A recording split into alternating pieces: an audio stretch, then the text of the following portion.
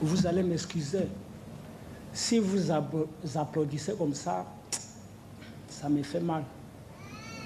Si vous me voyez ici attaquer messieurs, c'est vraiment ôté. Mon nom c'est... Moi je réponds au nom de Désiré Grou Yabapi. Je suis venu de l'Ituri, territoire d'Ndjougou, collectivité chefferie de Bahama Nord.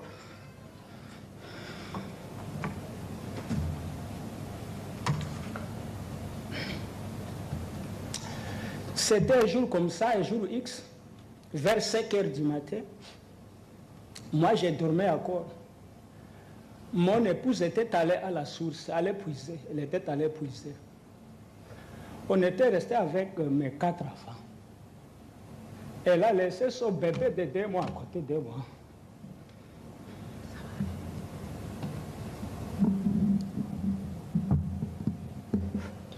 Dès son retour de la source, j'ai écouté le crépitement des balles. Je me suis dit non, tous les matins comme ça, c'est quoi? Il y a un monsieur, mon voisin, qui est venu, monsieur Désiré, sortez avec tes enfants. Heureusement, l'épouse est déjà rentrée. J'ai pris mon bébé, d'abord j'ai récupéré les bébés de la mère de l'épouse. J'ai dit à elle, prenez ces 3 enfants pour que je vais sauver la vie de ces bébés. On est allé se cacher à la brousse, très loin à la brousse du village.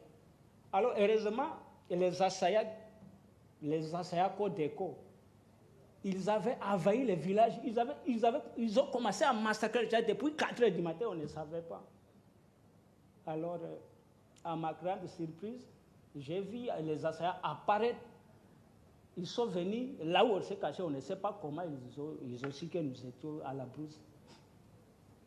Comme mon papa était déjà mort, tué aussi, alors moi j'ai gardé ma mère avec moi, plus âgée, 73 ans. Moi j'ai été obligé,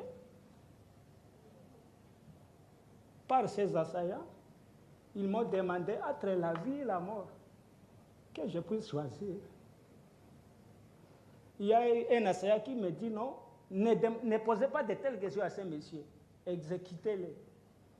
Alors, ce petit garçon-là a tiré sur ma mère. A tiré sur ma mère, il y a un monsieur à machette qui a coupé et peint la chair de ma maman. J'ai mangé ça cru.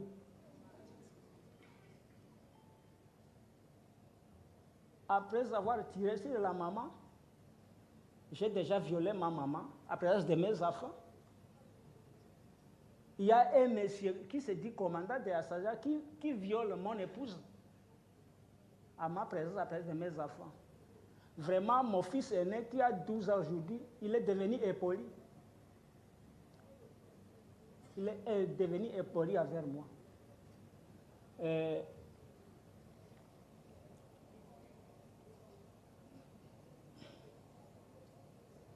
Jusqu'à présent, je ne sais pas la destination de mon épouse depuis 2018. Si elle est à vie ou morte, je ne sais pas. Puisqu'elle a été prise par les commandants même de Codeco, je ne sais pas où ils sont maintenant. Si elle est à vie, je ne sais pas. Alors, il y a un petit garçon là, Codeco Assaya, qui a dit non, sa maman est exécutée. Son épouse aussi est partie, on ne sait pas où. On ne peut pas tuer ces messieurs avec ses enfants. On peut les libérer. Alors, ils m'ont orienté avec mes enfants quelque part, très loin là où on a tué ma maman, presque 500 mètres.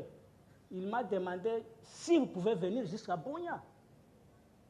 J'ai dit à pied avec ces bébés, tout ça c'est difficile pour moi. Si vous pouvez me tuer avec mes enfants ici, c'est difficile pour moi.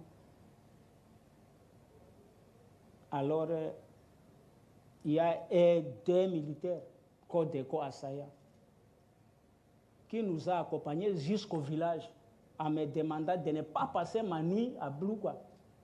Puis ils récupèrent Blougua en entièreté. Alors moi j'ai été obligé d'aller sur 120 km de Blougua avec mes 4 enfants. Malheureusement les bébés allaient mourir au cours de la route. Puis les bébés a pleuré depuis le matin jusqu'à 13h. C'était difficile pour les bébés.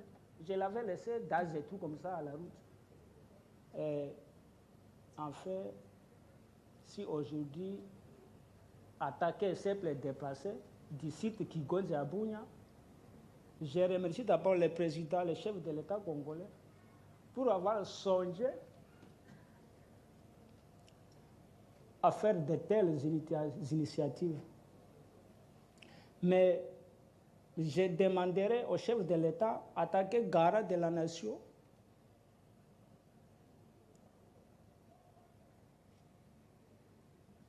de faire la justice, que la justice soit faite. Puisque moi, je me suis décidé de ne plus rentrer en Djougou.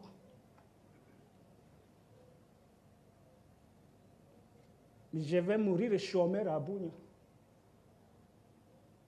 Puisque mes affaires sont devenues les affaires de la rue. C'est difficile pour moi de les récupérer maintenant. Moi aussi, je serai un homme de la rue. Alors moi, j'ai un petit plaidoyer. Je ne sais pas à qui je peux donner ça. Je tiens à vous dire que vous n'êtes pas seul. Le peuple congolais est uni dans la douleur et la compassion face à ces crimes odieux. Nous sommes tous avec vous dans cette épreuve difficile. La violence sexuelle est une arme de guerre, une arme barbare qui vise à détruire et à humilier. Mais sachez que vous n'êtes pas coupables.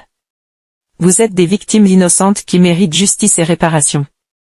Le Rwanda et le M23 commet l'horreur absolue à l'est de la RDC. Un génocide barbare qui a emporté plus d'1 million de vies, brisé des familles et traumatisé un peuple à jamais. Des actes de haine et de cruauté inimaginables qui ne doivent jamais être oubliés. Aujourd'hui, nous nous dressons contre le massacre. Nous refusons de rester silencieux face à la barbarie. Nos voix s'unissent pour dire, plus jamais ça. Plus jamais de machettes ensanglantées. Plus jamais de cris de terreur. Plus jamais de regards innocents brisés par la violence. Nous pleurons les victimes, ces hommes, femmes et enfants arrachés à la vie de manière atroce. Nous honorons leur mémoire en refusant de laisser l'ombre du génocide planer sur le Rwanda. Mais nous ne nous contentons pas de pleurer. Nous sommes déterminés à agir. Nous combattons la haine et la division qui ont nourri ce massacre. Congolais, unissons-nous, face à l'agression du Rwanda, et M23. L'heure est à l'unité nationale. Nos ennemis comptent sur nos divisions pour nous affaiblir et nous soumettre. Ne leur donnons pas cette satisfaction. Levons-nous ensemble comme un seul homme pour défendre notre patrie. Mettons de côté nos différends et nos querelles intestines pour faire face à l'ennemi commun. Rappelons-nous que nous sommes tous Congolais, unis par un destin commun. Notre nation a été forgée par le courage et le sacrifice de nos ancêtres.